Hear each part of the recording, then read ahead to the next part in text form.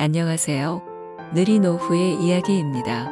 오늘 저희가 들려드릴 이야기는 삶의 벼랑 끝에 선 두 남녀, 오래된 하숙집 여주인과 매일의 노동으로 하루를 버텨내는 일용직 노동자가 서로의 고독을 마주하며 시작된 위험하고도 애틋한 사랑에 대한 픽션입니다.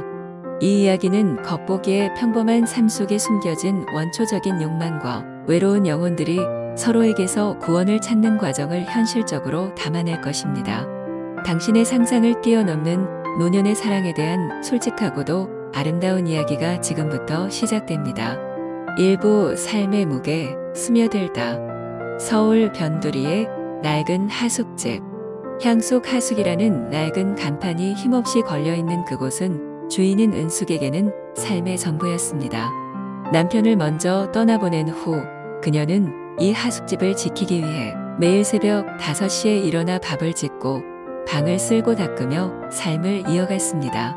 그녀의 삶은 쳇바퀴처럼 반복되는 고단한 노동의 연속이었지만 그녀의 눈빛에는 지울 수 없는 깊은 외로움이 자리 잡고 있었습니다.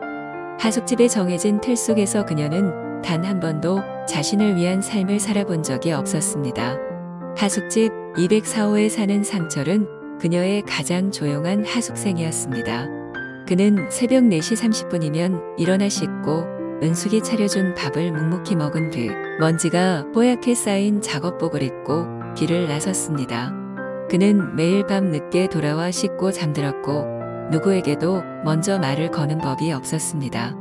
그의 얼굴에는 깊은 주름이 패어 있었고 굳은 살이 박힌 거친 손은 그의 파란만장한 삶의 흔적을 고스란히 보여주었습니다.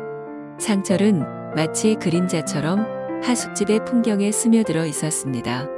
은숙은 상철을 볼 때마다 묘한 동질감을 느꼈습니다. 그는 그녀처럼 혼자였고 그녀처럼 삶의 무게를 묵묵히 견디고 있었습니다. 어느 날 비가 억수같이 쏟아지는 밤에 상철은 늦게 돌아왔습니다. 그의 작업복은 진흙으로 엉망이 되어 있었고 그의 얼굴에는 깊은 피로와 함께 감출 수 없는 쓸쓸함이 드리워져 있었습니다. 은숙은 자신도 모르게 그에게 따뜻한 차 한 잔을 건넸습니다. 상철은 그녀의 예상치 못한 친절에 놀랐지만 이내 따뜻한 미소를 지었습니다. 그들의 대화는 아주 사소한 것에서 시작되었습니다. 날씨 이야기, 일당으로 받은 돈에 대한 푸념, 그리고 그날 먹은 밥이 유독 맛있었다는 이야기까지. 잦은 대화는 곧 두 사람의 마음을 열게 했고 서로의 고독을 마주하며 잊고 지냈던 감정을 발견했습니다. 그들의 대화는 마치 겨울을 지나 봄을 맞이하는 땅처럼 딱딱하고 차가웠던 은숙의 마음을 녹여내기 시작했습니다. 나이를 뛰어넘는 미묘한 이끌림이 그들 사이에 피어났습니다. 어느 날 저녁 상철은 술에 취해 비틀거리며 돌아왔습니다. 은숙은 그를 부축해 방으로 데려다 주었고 침대에 눕히는 순간 상철은 그녀의 손을 잡았습니다. 그는 아줌마, 너무 외로웠어 라고 중얼거렸고 은숙은 그의 떨리는 손길과 절박한 목소리에 가슴이 아려왔습니다. 그녀는 그의 손을 놓지 않았고 그렇게 그들의 예상치 못한 하지만 뜨거운 사랑이 시작되었습니다. 2부 금지된 욕망의 시작. 그들의 사랑은 한밤중에 닫힌 하숙집 204호 문 뒤에서 은밀하게 이루어졌습니다. 그들의 사랑은 거침없고 노골적인 육체적 탐닉으로 이어졌습니다. 오랜 시간 잊고 지냈던 몸의 감각은 60대 노인의 육신을 가진 상철의 손길 아래에서 깨어났습니다. 그는 마치 오랜 파트너처럼 은숙의 몸을 능숙하게 어루만졌습니다.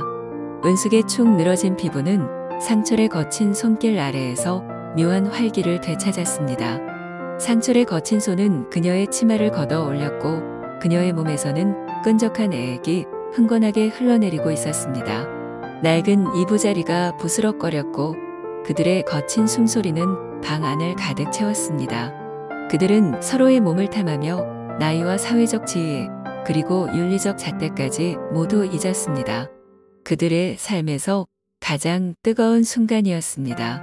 상철은 거칠게 그녀의 몸속으로 파고들었고 은숙은 허리를 들썩이며 그의 움직임에 맞춰 신음을 내뱉었습니다.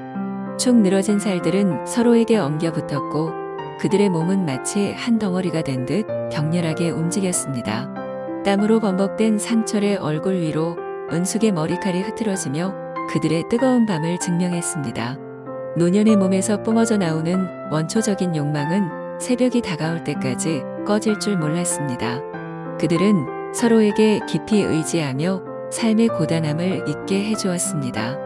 은숙에게 상철의 품은 그녀의 고단한 하루를 위로해주는 유일한 안식처였고 상철에게 은숙의 자상함은 외로운 삶에 드리운 한 줄기 빛과 같았습니다. 그들의 사랑은 마치 오래전에 잊었던 로맨스처럼 애틋하고 간절했습니다. 하지만 그들의 은밀한 사랑은 오래가지 못했습니다. 하숙집에 새로 들어온 한 젊은 하숙생이 새벽녘에 204호 문이 열리는 것을 목격했고 그들의 관계는 삽시간에 소문으로 번져나갔습니다. 젊은 하숙생들은 이 나이에 이게 무슨 추태냐며 그들을 비난했고 은숙의 자녀들까지 이 소문을 듣게 되었습니다. 딸은 엄마 창피해서 어떻게 얼굴 들고 다녀? 하숙집 문 닫고 우리랑 같이 살자며 그녀를 설득했고 아들은 상철을 찾아가 우리 엄마 그만 내버려 두라며 그를 위협했습니다.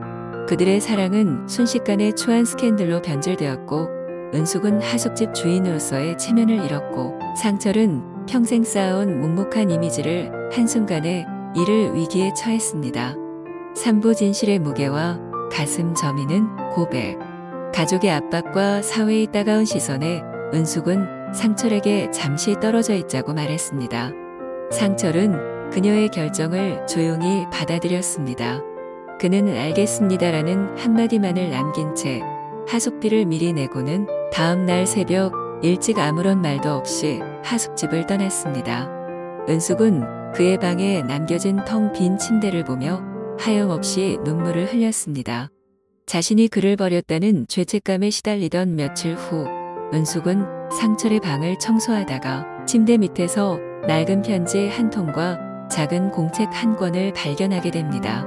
편지에는 이렇게 적혀 있었습니다. 은숙 씨, 이 편지를 보실 때쯤이면 저는 아마 떠났을 겁니다. 제게는 남은 시간이 얼마 없다는 걸 알았습니다. 폐암 말기래요. 의사 말로는 6개월 정도 남았다고 하더군요. 은숙 씨를 만나고 저는 생의 마지막 행복을 찾은 것 같았습니다. 그동안 제 삶은 오직 노동의 연속이었지만 당신 덕분에 저는 마지막 순간까지 외롭지 않았어요. 당신에게 짐이 되고 싶지 않았습니다. 당신의 삶을 망치고 싶지 않았어요.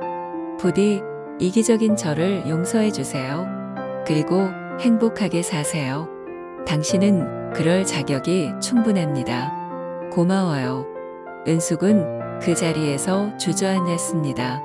자신이 그토록 사랑했던 상철이 시한부 환자였다는 잔인한 진실 앞에서 그는 모든 것을 잃은 채 절규했습니다. 본륜의 쾌락은 한순간에 사라지고 그를 짓누르는 것은 한 남자의 처절한 외로움과 고통에 대한 연민이었습니다. 그는 상철이 자신의 마지막을 위해 모든 것을 버리고 자신에게 다가왔다는 것을 깨달았습니다. 4부 새로운 삶의 시작. 상철은 은숙에게 아무것도 남기지 않았습니다. 그의 유산은 모두 아들과 딸들에게 돌아갔습니다. 하지만 상철이 떠난 후 은숙은 그가 남긴 낡은 일기장을 발견했습니다.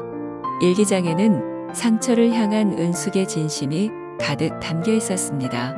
일기장 곳곳에는 그녀와 함께했던 소소한 순간들이 세심하게 기록되어 있었습니다. 오늘 은숙 씨가 차를 건네주었다. 따뜻했다. 정말 따뜻했다. 내 평생 이렇게 따뜻한 차를 마셔본 적이 있었던가. 그녀의 미소는 마치 봄볕 같았다.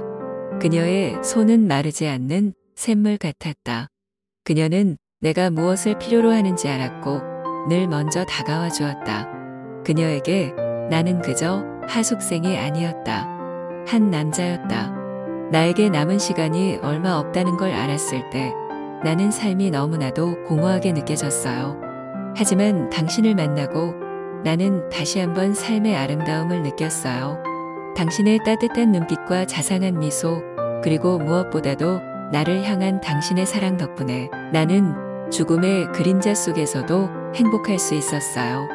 은숙 씨, 부디 나를 잊지 말고 행복하게 살아가 주세요.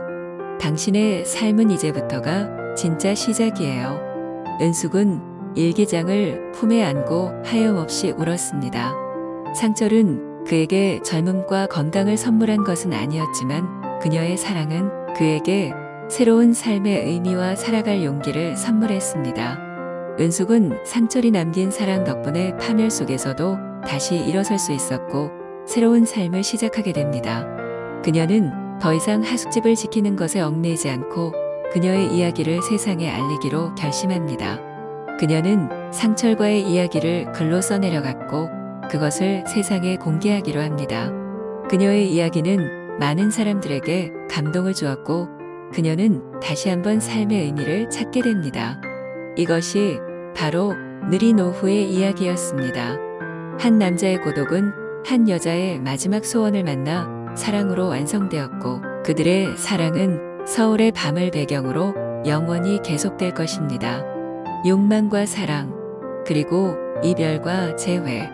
그들의 이야기는 노년의 삶 속에 숨겨진 진정한 사랑의 의미를 우리에게 깨닫게 합니다.